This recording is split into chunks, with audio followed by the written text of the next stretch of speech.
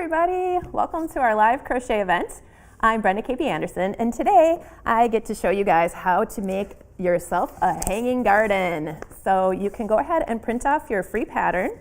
Just click on the link in the chat box or in the description, and you can follow along, or you can always print that out later if you just want to watch for now. That's fine too.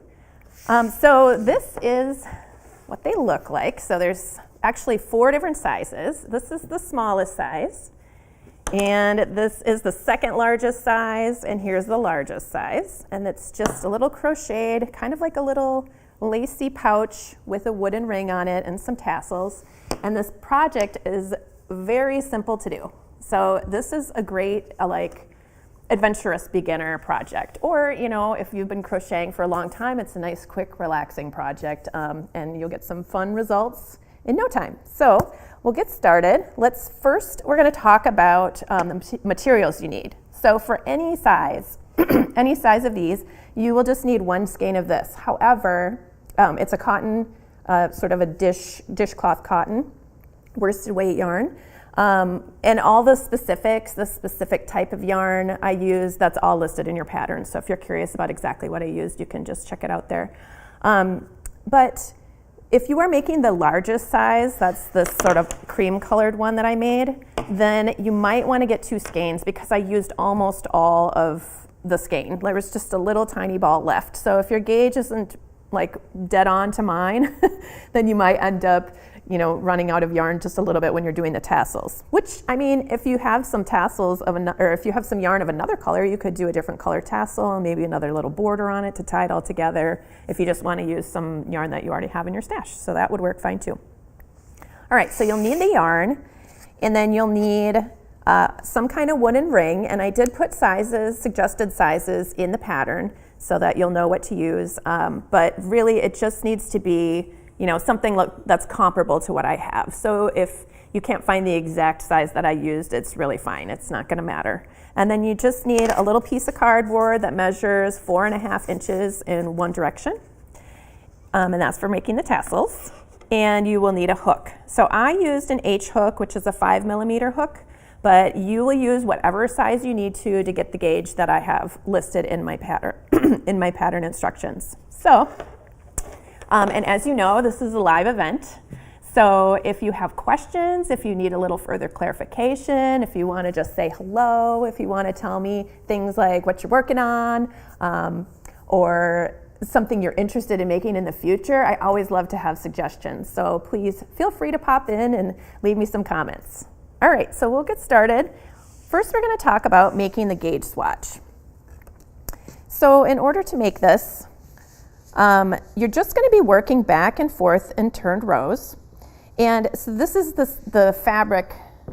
It's the same fabric that we're using here. Here, I'll show you. And this is on the bias. So if you get the gauge swatch right, then then you'll know that the size of your plant hanger is going to be the correct size for the pot that you're making it for. So that's why it's important to do a gauge swatch. Otherwise, it might be a little bit of a surprise. It's a little bit hard to tell as you're working on it exactly how big the circumference is because of the way that the fabric is oriented. So I do suggest doing a gauge swatch. I know I'm one of those people who I don't really like doing gauge swatches, so I sympathize with you if you don't particularly like it either, but if you skip that, then you'll just have to know that you may have to rip out some stuff later if the gauge swatch, if your gauge is not the same as mine. All right, unless you're happy with having a different size plant hanger, and then you can just go find the pot that fits that plant hanger you made. So that works too, I guess. Always looking for a way out of the gauge swatch. All right, so we're gonna begin.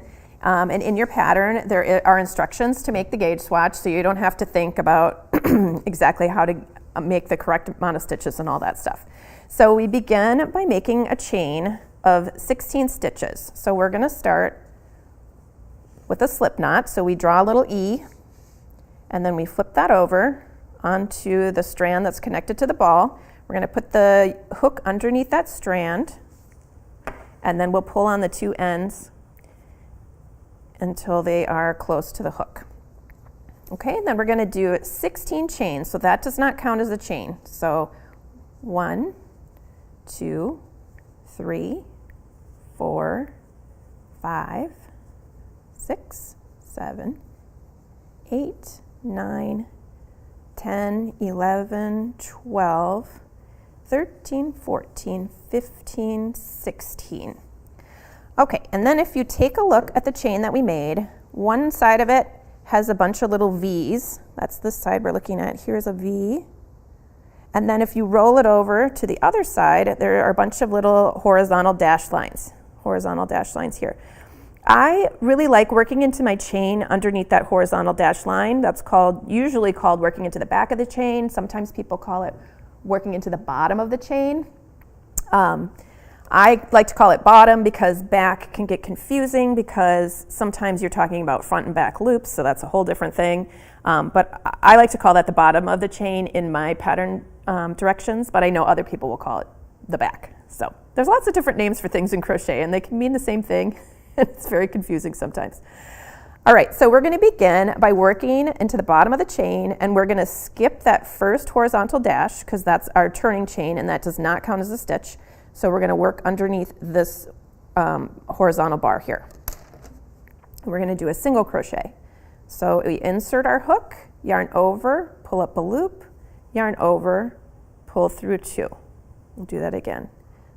Insert your hook underneath that bar, yarn over, pull up a loop, yarn over, pull through 2. Okay, and we repeat that all the way across our chain, working into that back bar or that back bump. And the reason that I like working this way when I first start out into my foundation chain is because it's a little easier because you only have to get your hook underneath one loop, and also because it makes this really nice edge on the bottom of your work right here that looks exactly like the top. So it looks like a bunch of V's here, looks like a bunch of V's there, and they match. So that is the main reason that I like, I almost always start working into the bottom of my chain because of that.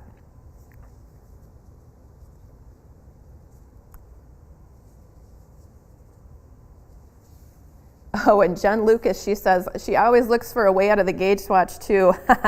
We're not alone, Jen. I know there's other people out there, just maybe even the silent majority out there thinking about how much they don't like gauge swatches right now.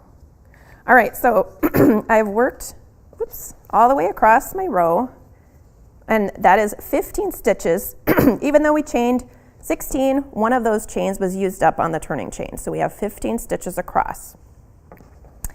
Then when you get to the end, you're going to chain 4, 1, 2, 3, 4, and turn your work like you're turning a page in a book like this to work across in the opposite direction.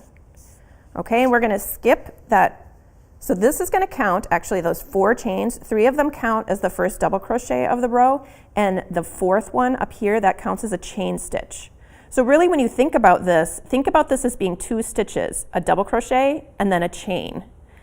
So we're going to skip, we're not working into the stitch because our double crochet counts as a stitch, so we're not working into that first one.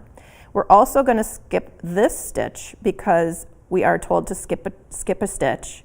And we're going to work a double crochet into the following, okay? So we're not working there because that's the chain. We're not working there because we're skipping that, and we're going to work here. So in order to do a double crochet, you will yarn over 1 time, insert your hook into this indicated stitch, yarn over, pull up a loop, yarn over, pull through 2, yarn over, pull through 2. Okay, so now maybe you can see this a little bit better, how this is making a little box shape here. So this counts as your double crochet, and this counts as a chain stitch. And then here's another double crochet. All right, and we're going to do a chain double crochet all the way across. Chain 1, skip a stitch, double crochet here. That was a yarn over, insert, yarn over, pull up a loop, yarn over, pull through 2, yarn over, pull through 2. Okay, we'll continue that. Chain 1, skip a stitch, double crochet, chain 1, skip a stitch, double crochet. Chain 1, skip a stitch, double crochet.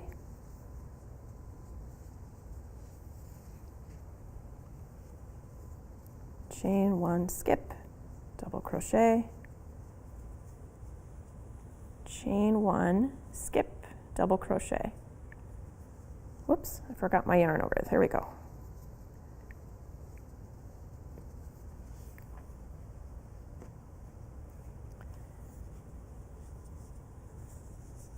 All right, so then we're going to chain 1 and turn our work, and then we're going to work 1 single crochet into each stitch across. And this time our turning chain does not count as a stitch. So all that means is we're using our turning chain as like a little ladder, and then we are actually going to work into that first stitch.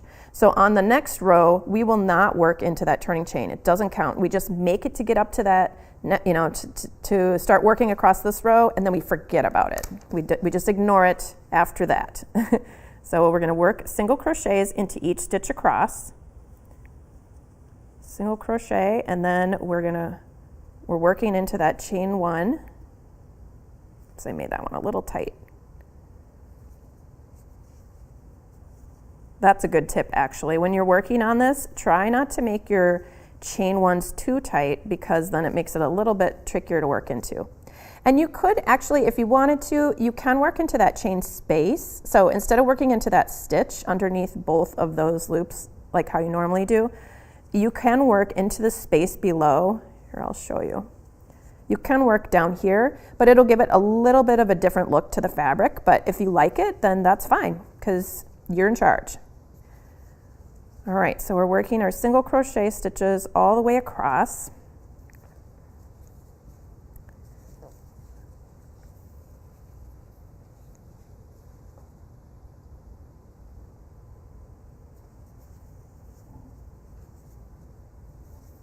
And then after you get to that last double crochet, remember how we did, there was a chain here, and then there were 3 chains here, and those 3 counted as a double crochet. So this is the double crochet, and this is the chain. So don't forget, when you're working your way across doing all those single crochets, when you get towards this last loop here, you're going to work into those stitches like twice. So you're going to work 1 single crochet into this one that counted as the chain 1, and then you're going to work another single crochet into the following chain stitch, which counts as the top of a double crochet, like that. If you forget, you're going to start getting, you're going to lose some stitches at the end, and it's going to get narrower and narrower, and you're going to make sort of a funny trapezoid, so you'll probably notice that. So this would be some good practice in being able to see your stitches. So you're going to continue this, working back and forth to get your gauge swatch, and it'll look like this. And then you can measure it and make sure that it measures 4 inches in this direction and 4 inches in this direction, but you're leaving off that last stitch, because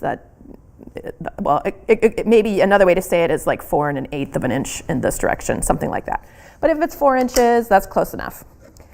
All right, so once you get your gauge swatch, then, oh, and I should say, if your gauge swatch measures larger, then you're going to want to go down a hook size and try it again.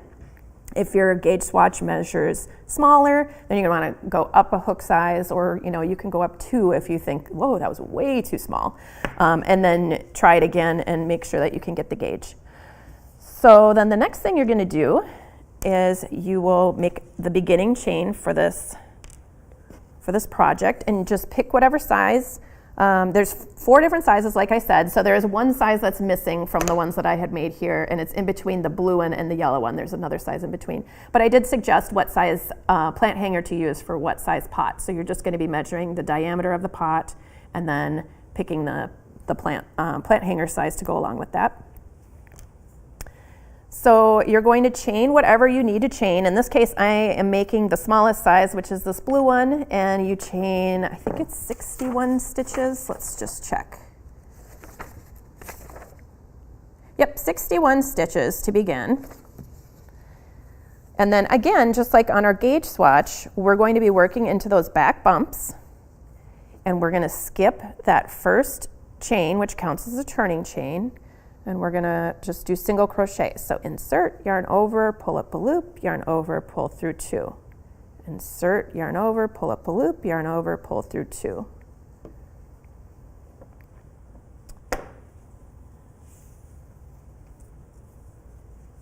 Okay, you insert, yarn over, pull up a loop, yarn over, pull through 2. Just continue this all the way across your chain. Okay, and that will look like this. Okay, after you've worked however many stitches for your size plant hanger. And then this is where we join and start working in the round. We're going to work in joined, turned rounds, which if that makes absolutely no sense, don't worry, because I'll show you and I'll explain to you what that all means. All right, so you've reached onto the row. Let's see. And I'm going to probably butcher your name. I'm sorry. Sylvia WS says, hello, glad I could join live. Hello, welcome. And Sue McVicker, you're wondering, is there a type of yarn fiber that will work best stretching while hanging? Yes, I would recommend finding a cotton yarn. Linen yarn would probably be okay too, but this dishcloth cotton that I used, or you can find it all over the place, like in big box stores and stuff like that. Just whatever, what you normally use for making a dishcloth, worsted weight, that's better for not stretching out. If you use a wool or acrylic or something like that, it's probably going to have a little too much stretch to it. If you take a look at this piece of cotton yarn here, I'm not putting any tension on it, and I'm going to try to stretch it. See, it didn't really stretch hardly at all. So that's why I chose this particular yarn for this project, because I knew that it wouldn't stretch very much. So, and also it can be washed. If you get dirt on your plant hanger or whatever, you can throw it in the wash. And I would say probably hand wash it instead if you've got a wooden ring on it, because I know that they can get wet, but over time, if you're throwing it in the wash, it's probably not going to hold up very well. Let's see. Oh, I missed a comment from Jen Lucas. Let's see, Jen, what did you say?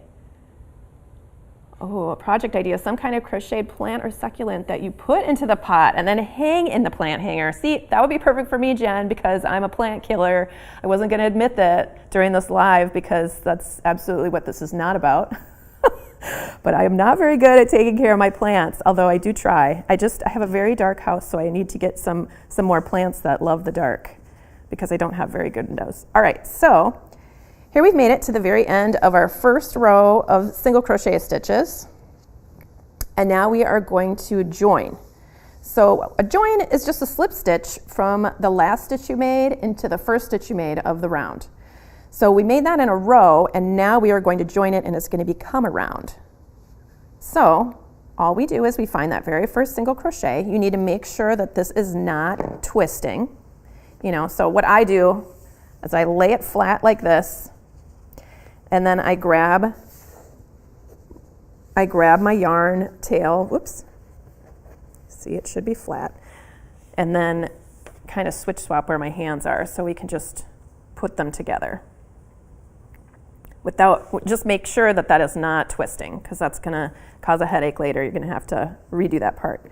All right, so here's the very first single crochet that we made. We're just going to make a slip stitch into that stitch right there. And that's going to join these two to work in the round.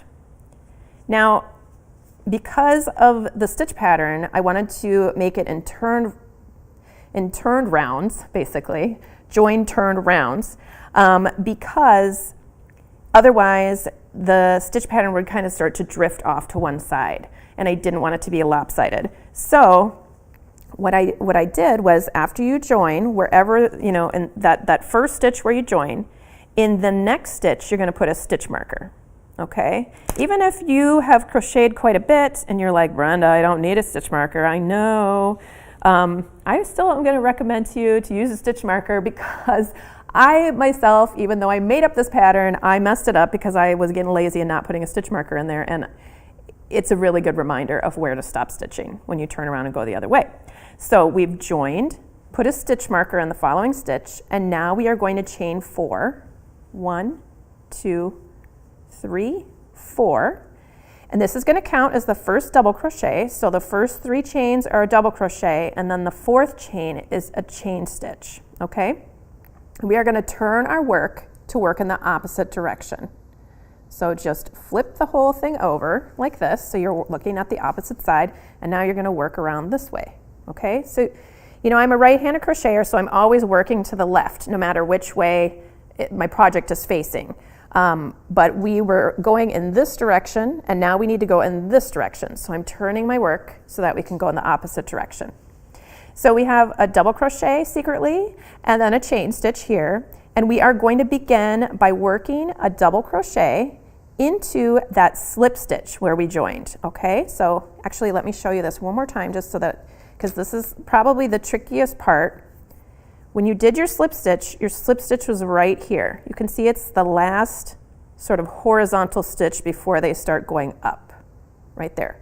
So that is where I'm going to place my hook, only we're gonna do it looking at it from the other side. It's just a little easier to see from that side. So we'll yarn over, insert our hook underneath that slip stitch, yarn over, pull up a loop, yarn over, pull through 2, yarn over, pull through 2. So what we have here now is a double crochet, you know, it's secretly 3 chains, and then another chain, and then the next double crochet. And now we're going to do another chain 1, and then another double crochet until that same slip stitch right here. Double crochet. All right, and now from this point, so this is the beginning fan. Actually, let me show you. I made you, if you guys have watched these lives before, you know how I love my stitch diagrams so much. It really helps me keep my place and to understand what I'm doing. All right, so if you've never seen a stitch diagram before, or if you are not very familiar with them, this may look just like crazy to you, but just, it's okay. I'm gonna explain what this is all about. So there's all these little symbols stand for stitches. So this is a chain stitch, the little plus sign is a single crochet. A dot is just a slip stitch join. A double crochet looks like a T with a line through it. And then this whole big messy crazy thing is a cluster stitch, which we'll learn later. So right now, we're working on this row right here. We have already worked our first, this blue line of pluses. Those are all single crochets. That is our setup row that we already worked. And this little arrow is telling you where it starts. And these arrows tell you which direction you're working, because I wanted to show you which way you're traveling as you look at this diagram. So on this blue line that we already did, that was our setup row, we worked all these single crochet stitches, one into each chain all the way around. And when you get to this arrow, it just automatically wraps around to ending here, okay? So this is the beginning, and you go all the way over, and you come over here, and this is the end. And then this little dot shows the slip stitch that I made to join, right there. Then we chained 3 plus 1, that's 4, so this is our double crochet, and here is our chain space. And then we also made another double crochet and a chain and a double crochet all into that. We made this little section already. That's where we ended.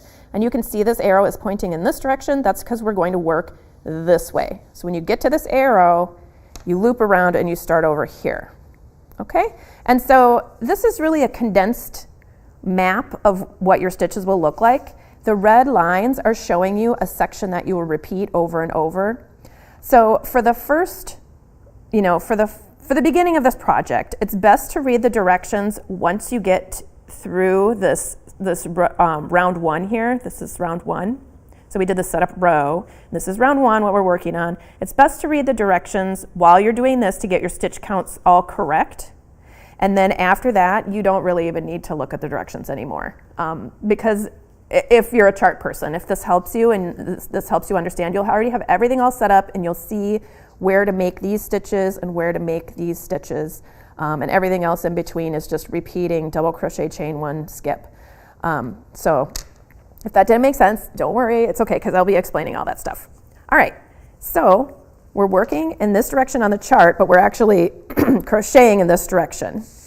So we've already worked this. We're gonna do a chain 1 and then a double crochet. And see, what's so great about charts is you can see where your stitches line up. You can see what they are attached to, where they come from. So we're going to do a chain 1, and this double crochet is in this single crochet here, but nothing was worked into this single crochet. There's just an empty single crochet.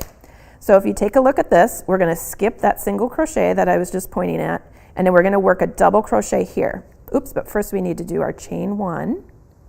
And now we're going to do a double crochet. So we skip that stitch and make a double crochet here. Just like that. And then we're going to repeat that because, okay, we've ended here. There's our arrow. And then we're just going to do double crochet, chain 1, double crochet, chain 1. And every time we make a chain 1, we skip that single crochet that's directly below it. So we're going to do, here's our chain 1, skip a stitch, double crochet, chain 1, skip a stitch, double crochet, chain 1, skip a stitch, double crochet. So we're going to continue this all the way until we get to this section here. And the way you know how many to do is that's when you have to look at your pattern, oops, to see how many times you make that double crochet chain 1. Let's see. For our size, we do that 12 times. So we're going to be doing this double crochet chain 1 12 times. So that's 1, 2, 3, 4. So we have to do it 8 more times. There's the chain 1. Skip a stitch. Double crochet, chain 1. Double crochet, chain 1. Skip a stitch. So we're just making all these cute little boxes, little frames, I like to think of them.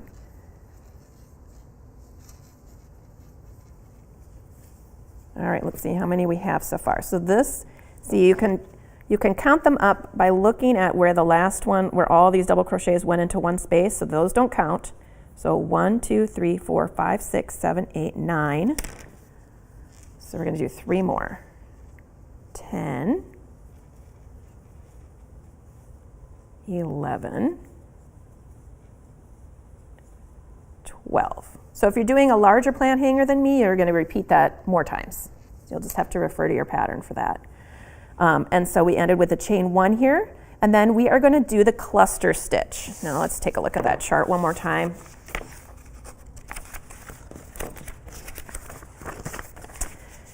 So this is basically like making a bunch of double crochets that all end up finishing into one stitch. And as you can see from the chart, we're putting a double crochet here, we're skipping a stitch, a double crochet here, skipping a stitch, you know, a leg here, skipping, leg here, skipping, leg here, skipping. So we have 5 legs, and in between each of those, we're skipping all those single crochet stitches. So that's what this will look like. So we yarn over like we're going to do a double crochet. We're going to skip that stitch because we already had a chain here above it, and we're going to begin working right here. So yarn over, insert, yarn over, pull up a loop, yarn over, pull through 2, and stop. Normally you would continue by yarning over and pulling through 2. That would be your double crochet. But we're going to do that. We're going to do all that later. So we're going to repeat that thing again. Yarn over, skip a stitch. We're going to work into the following stitch. Insert, yarn over, pull up a loop, yarn over, pull through 2, and stop. Okay, we'll do that again. Yarn over, skip a stitch, insert, yarn over, pull up a loop, yarn over, pull through 2, and stop. Okay, so we have 1, 2, 3 legs so far. Yarn over, skip a stitch, insert, yarn over, pull up a loop, yarn over, pull through 2, and stop. So now we have 1, 2, 3, 4. We're going to do that one more time. Yarn over, skip, insert, yarn over, pull up a loop, yarn over, pull through 2, and stop. And now we're going to yarn over and pull through all of these loops. There are 6 loops on our hook. That's because we started with 1 loop and then we picked up 5 more from all 5 of those legs that we did. So we're going to yarn over and pull through everything. And at this point, because you're pulling through so many, I am pulling my hook a little bit away to stretch those loops out just a little bit and twisting my hook so that I can easily go through all those loops. Okay, so that gathered them all together. Then we're going to chain 1, and then we're going to repeat the same pattern where we do the double crochet, chain 1, skip all the way up to the top. All right, so we've already done our chain 1. We're skipping a stitch, yarn over, insert, yarn over, pull up, yarn over, pull through 2, yarn over, pull through 2. That's a double crochet. chain 1, insert, bring up a loop, yarn over, pull through 2, yarn over, pull through 2. Okay, well, we're just going to continue that, making sure that you're skipping the stitches that are directly below your chains. And try not to make your chains too tight, because on the next row we're going to be working those single crochet stitches just like we did in our gauge swatch. So this should have the same amount of double crochets as the opposite side. So we should have 12 going across here, but I'm going to get a little closer and then we'll count them up.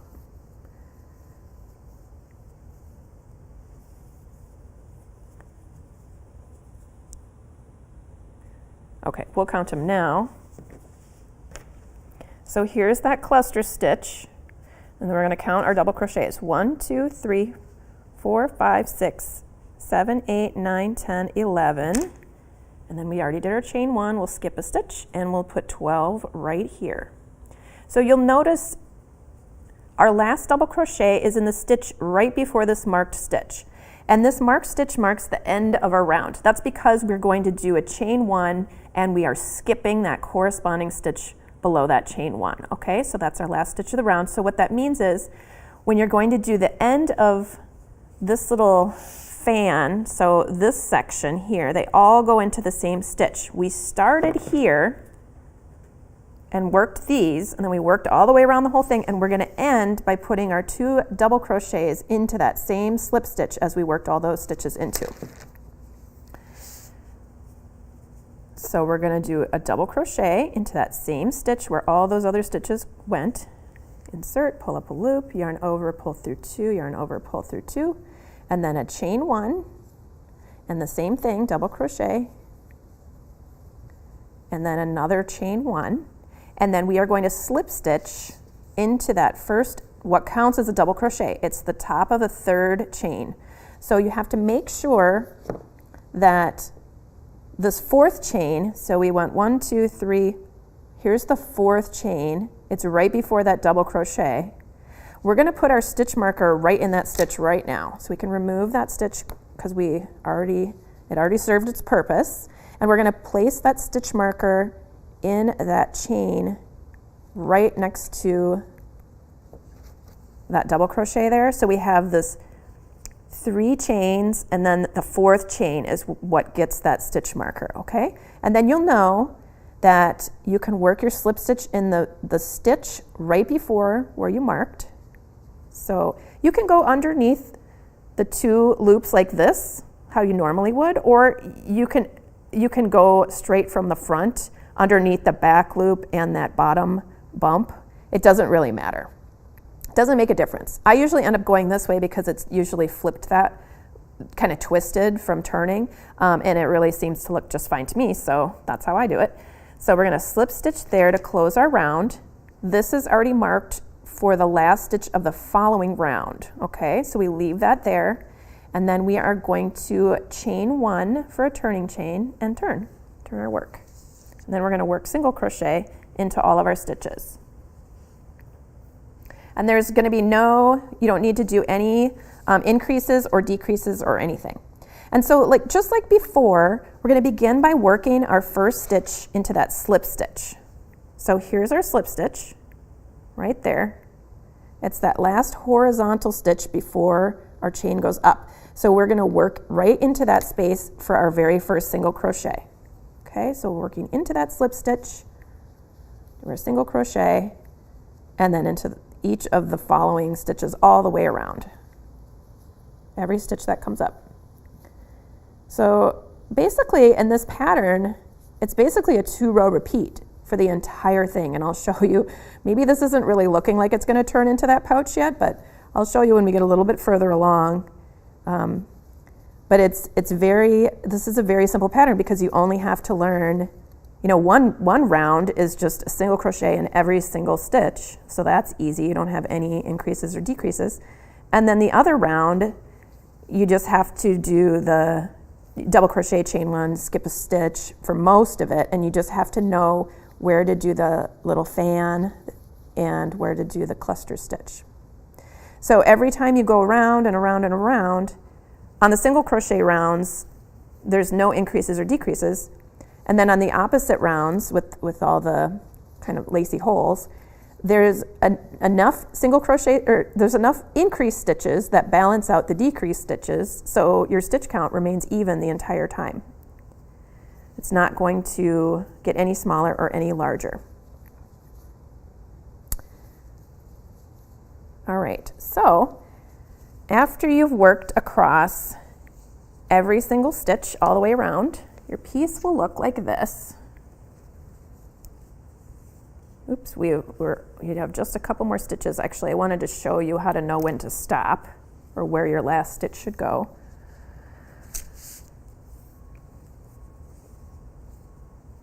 So we have just a couple more to do here.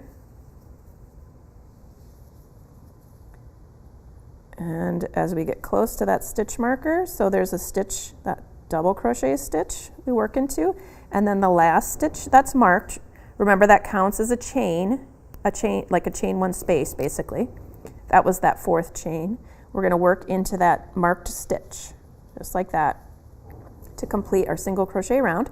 And then we are going to slip stitch join in the very first single crochet that we did at the beginning of the round. So that's right here. We're going to slip stitch right there in that loop. Okay, so ignore that turning chain. That doesn't count as anything. That just was our turning chain. And we're going to slip stitch right into the top of that single crochet stitch right there. So we slip stitch, and then on the following stitch we're going to put a stitch marker. Okay, so you can see my slip stitch went into this stitch here, so the following stitch is here, and that's where we're going to put our stitch marker right there. And that is going to tell us our last stitch of the following round. So then to begin the next round, actually let's just take a look at our work right now so you can see what's happening. We're basically making a tubular parallelogram. Okay, I'm sure that there is a better word for that, but I'm not a math genius, so I don't know what it is. A tubulelogram, that's what we're making. So we're going to just continue making this shape. We're doing increases here and we're doing decreases here, and it's just going to keep veering off in this direction. So we've already done our slip stitch, and then we're going to start on our next round. So we chain 4, 1, 2, 3, 4. Turn your work. Remember to work into that slip stitch join. So that counts as a double crochet plus a chain 1. Then you're going to yarn over and do a double crochet, chain 1, double crochet, and then a chain 1 here. And then you're going to continue with your skipping the stitch, double crochet. This should all look familiar because this is the same as round 1. This is now round 3. Chain 1, skip stitch. So as you're working this lace pattern, you'll notice, actually let me do just a couple more, it might be a little bit easier to see. You'll notice that your double crochet stitches are lining up with the double crochet stitches from 2 rows below. So when you take a look at that, it should be, they should be in line. If you notice that, just a little bit of troubleshooting, if you notice that they're offset, either you didn't skip a stitch somewhere, or something went wrong with your slip stitches, not slip stitching in the right place. So just be mindful, just take a look at it and make sure that your stitches are lining up like directly on top of where your double crochet stitches were from that double crochet row below. All right, so you're going to continue working around and around, joining at the end of every round with a slip stitch, and your piece will look like this. See how we made that tubular parallelogram shape? Excuse me.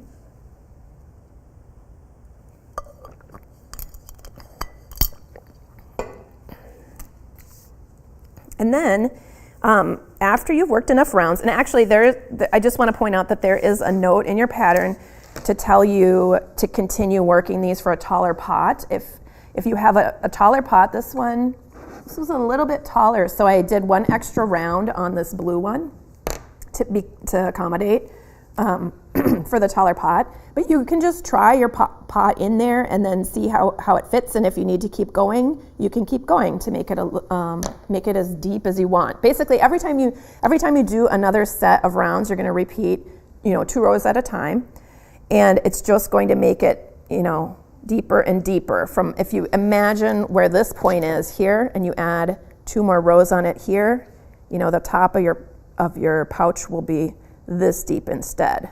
Okay, if that makes sense. And you can kind of pin it together to see if you're not really sure. I mean, when you have a parallelogram like this, you might not know. Okay, I don't know how deep that really is, but if you lay it out so that you've fastened off, actually I'll show you that part just for the newer crocheters who don't know. After you've done your last slip stitch here, you're just going to yarn over and pull through, and you're going to cut your yarn, give yourself an extra long yarn tail. It doesn't need to be this long,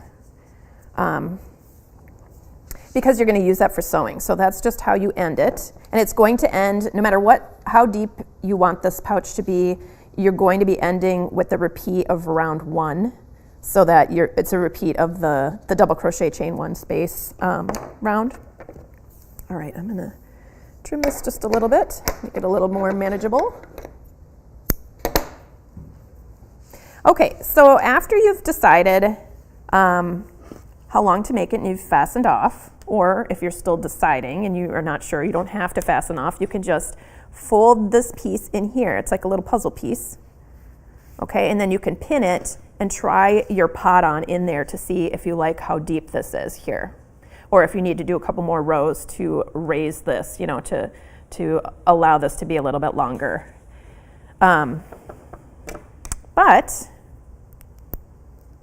I have decided to end mine here, and then all you need to do is you just, again, this is where we ended, you just fold it like a little puzzle piece and fit it in there. And you can match up your double crochet stitches. Here's a double crochet stitch here, and it matches up with that one. And you can just sew them together. See, this is what I like about this pattern. It's just deceptively easy. It looks kind of tricky, but then you just repeat the same thing over and over and fold it, and suddenly you have this cool looking little plant envelope. All right, so you just want to be careful you're not actually catching the fabric below. I'm just going to do a little whip stitch here, but you can do whatever kind of seam you like. I'm picking up, both loops from each surface, 2 loops there, 2 loops here, and just seaming them together.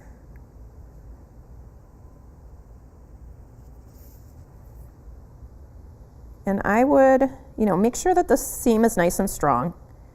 I'm going to go, normally I would go back and forth, and maybe I'll go back and forth just a little bit on this since it's just such a short seam, and then we'll go to the other side. Just seam that up too. So you can see, because we ended with that repeat of round 1, it looked like a very thin, like there isn't much substance here. There's just a little chain, but when you stitch it to the opposite side, it's nice and thick, and it blends in so well with these little single crochet rows here. It almost looks the same. It doesn't really matter too much because it's on the back of your hanging pot holder or your plant hanger, but I don't know. I was just kind of proud of that. When I stitched it up, I was like, oh, that looks really good, even on the back. I had a professor in design school that said that your garments should look perfect on the inside as they look on the outside. She was very, she wanted us to be very thorough. We didn't want to have, basically she was just telling us not to have a bunch of strings hanging all over on the inside of our work. But I understand her sentiment, to take your time and make it look lovely, no matter what side you're looking at. Oops. All right, so I would say, you can stitch all the way across. Just for the sake of time, I'm going to fasten this off. Actually, I'll do just another couple stitches because I don't want it to undo. I'll go back in this direction and weave my ends in, and then we'll stitch the other side.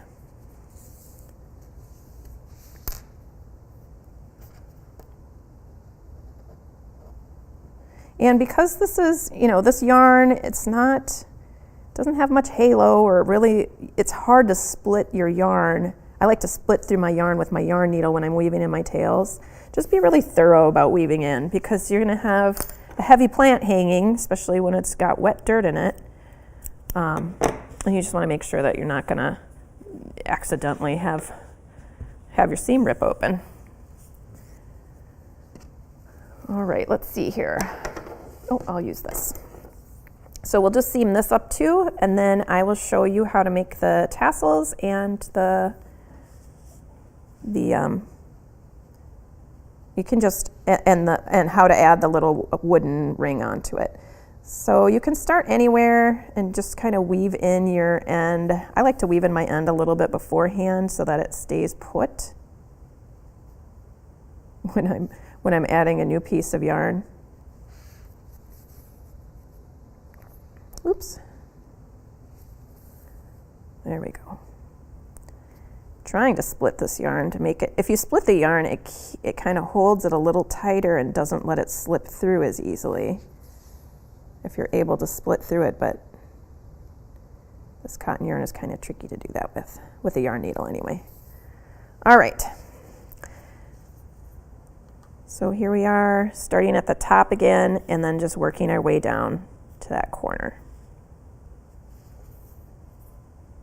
Making little whip stitches, or whatever kind of stitch you want.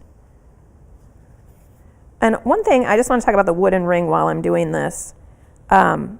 If you are making the largest size and you're concerned about the wooden ring breaking, I did test mine out and it seemed fine, but I don't want to be responsible for breaking anyone's pots. If you're concerned about the weight of your pot hanging from that, you could look at the hardware store. They have closed metal rings for different purposes. Actually, I'm not really sure what they're for. But I have bought some solid metal rings that don't have a joint in them. They're either soldered or they're just completely solid metal rings that are about the same size as this, and they're very heavy duty. So if you are making a large one, maybe look into that, getting a metal ring instead of the wooden ring, because I don't know, especially if you're gonna put these outside. I don't know, that might make me a little bit nervous if the wood gets a little bit weathered. I meant for these to be inside, but they could be on a porch or a gazebo or somewhere outside. All right, so we've made it to the bottom. And we're just going to weave in our tail a little bit, back and forth a couple of times. And you could do the seam twice if you're making a larger larger plant hanger. If you're concerned about it, you can go up and down that seam a couple of times. This should be fine though for this size. All right. Okay, so that's what it looks like. And then we're going to, when we weave in this tail, we're also going to stitch up this teeny tiny little jog here. There's just like a little opening, because remember we started this edge here. This was our beginning row, our setup row. So it wasn't connected here until we did our join. So if you just take the yarn tail and go in from the back here, actually we'll go in from the front. Underneath that V, we can connect this just like that, and we can go through here to connect those two together. Okay, so now you can't even tell that it was ever split there. And then you can just weave in your ends. Okay, and I'm going to leave that there. I'm not going to take the time to weave that in carefully because we've already shown how to weave in ends. And now I'm going to show you the section on how to attach your wooden piece to your plant hanger. So in order to do that, you are just going to do some single crochet stitches around that wooden ring first. So if you've never stitched around a ring before, it's kind of fun. You will just make yourself a slip knot just like before. Make your E, flip it over onto the yarn that's connected to the ball, pull up a loop, tighten that up. And then you are going to hold your ring and you're going to work into it like this is a stitch, okay? So you're just going to insert your hook right through there. So I'm holding my yarn across the top of the ring and I'm going to insert my ring into the inside, and then I'm going to yarn over with this little, with my yarn here, and then pull it up. And see, we've wrapped it around that ring, and then we are going to yarn over and pull through 2. That is like basically making a single crochet stitch instead of into a stitch, into a wooden ring. So we've done 1 of those. Now we're going to do 8 more. So insert into the wooden ring, and grab that yarn, pull it through, up to the top, yarn over, and pull through 2. Okay, so we're going to do that 7 more times. 1. And it's okay if they're a little bit spread apart, we can push them together. 2, 3, 4, 5, 6, and 7. So we have a total of 9 because we started with 2. I didn't mean to mess you up with my strange counting there. So we can push these together so they're closer to each other. It just looks a little nicer. And then we are going to fasten off and give yourself a little yarn tail because you're going to use that to stitch it to the top of the plant hanger. So you'll just yarn over and pull through. All right. So then you just, no matter what size you had or what size ring you have, it doesn't matter. It looks like, you know, here's a curve going this way and a curve going this way, and it looks like it's not going to work out very well, but you just have to do it because it's going to be fine. It'll stretch out the yarn that's over here, and it'll attach it, and it'll be just fine. So I'm going to set this way because I'm right-handed. And what we're looking for is there are 5 of these little 1, 2, 3, 4, 5. We're going to be stitching just directly above those to each one of these loops on here. Okay, so the 5 stitches from that fan, they each get stitched to one of the single crochets on the wooden ring. So I'm just going under both loops there and both loops here.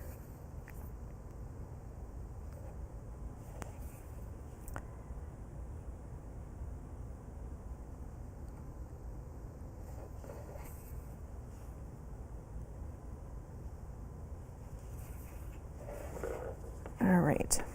Oh, I should clarify. When I said 5, what I meant was there's 5 double crochets, but then there's also one of those chain, or like a single crochet in between each one. So when you see those 5, it really represents 9 stitches, because like imagine each one of my fingers is a stitch. There's another stitch between each one.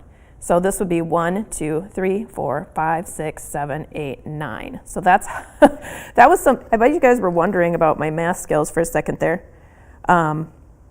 But yeah, you're just looking for all of these, the pieces of your fan to be stitched in. Here we go.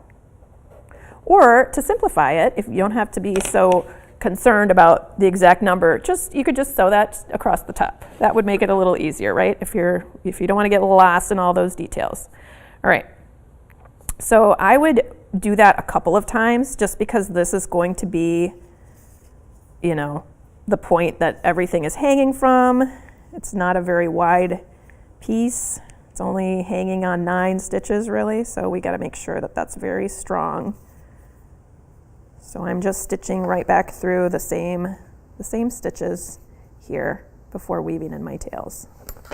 Okay, and so remember how I said it didn't look like they were going to match? See, they're turning out just fine. And if for some reason it's puckering or doing something, you can just give it a little shot of steam and it'll just straighten itself right out.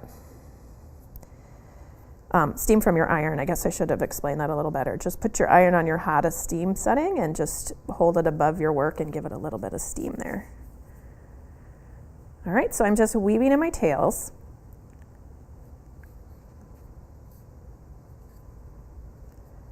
And if you can split through some of your yarn strands, even better. That'll hold it even better.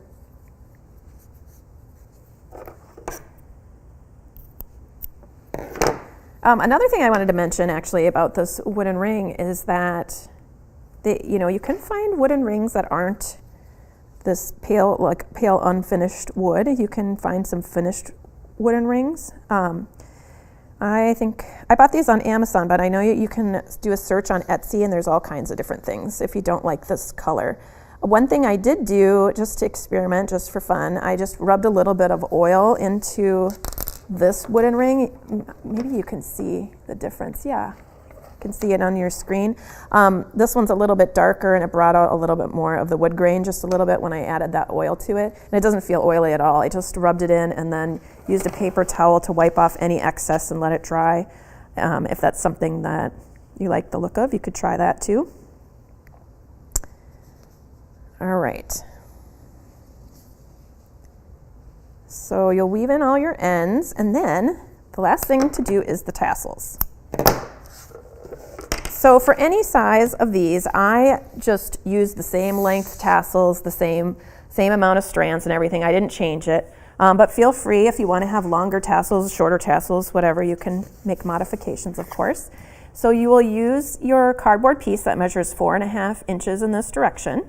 And then you're going to wrap it around, I think 20 times. Let's see. Let me check. Oh, okay. So first we're going to set aside some lengths of yarn. I tell you to cut 10 pieces at about 10 inches, but we'll just do 2 since I'm only going to show you how to make 1 tassel. And you'll be doing 5, so that's why you need 10. So then you just set those aside, and then you're going to wrap this around your piece of cardboard 20 times. So 1, 2, 3, 4, 5, 6, 7, 8, 9, 10, 11, 12, 13, 14, 15, 16, 17, 18, 19, 20.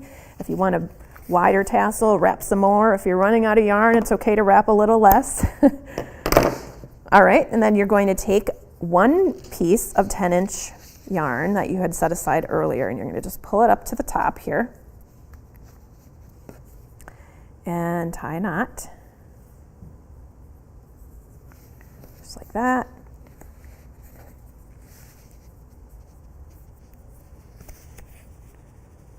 Okay, nice and tight.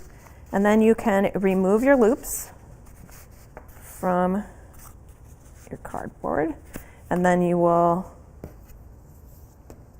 tie another piece that goes just about 1/2 inch below where you had done your first tie, like below the very top. I mean, it doesn't have to be absolutely perfect, but aim for something around that, 1/2 inch or so. And you'll tie this in another tight knot. Okay, and then if you want to, you can wrap your yarn around a couple times just to make it a little bit more of a firm, I don't know, I think it looks kind of nice to have a little extra yarn going around there, and then tie it again. But that's optional, of course. Oops.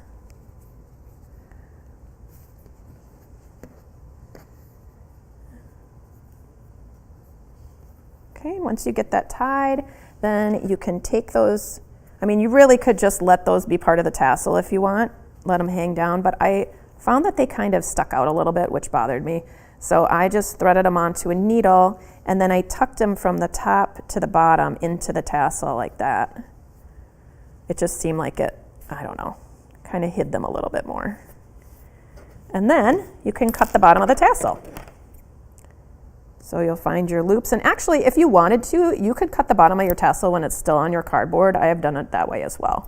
But it just, personal preference, either way. So you'll just cut the bottom loops, make sure you get them all cut. I think I left one in there. And then you can just even out the bottom of your tassel. I waited until I made all of my tassels, and then I tried to make them all about the same length and just give it a little bit of a haircut to tidy it up across the bottom like that. And then you'll take your tassels, and since I had 5, I stitched one in the middle and one on the ends and then one halfway in between. So you'll just use your yarn needle, and you can just fold this flat so that you know where the bottom is, and then you can send each strand up through a different path. So there's one strand going through, and here's another strand.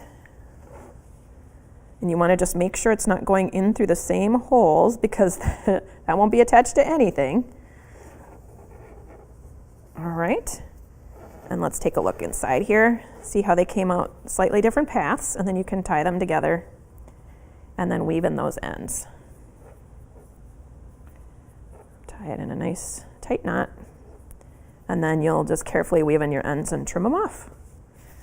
So you'll do that for all 5 tassels across the bottom, and then you're finished. So let me just check and make sure I didn't miss any questions. Looks like I didn't miss any questions. I'm so glad that you guys joined me today, and I do also want to mention that there's going to be a Q&A. I'll be answering any kind of crochet questions you want to throw at me later on today at about 11:30. So please join me for that. Thank you so much for joining me for this. I hope you guys have fun making some awesome plant hangers.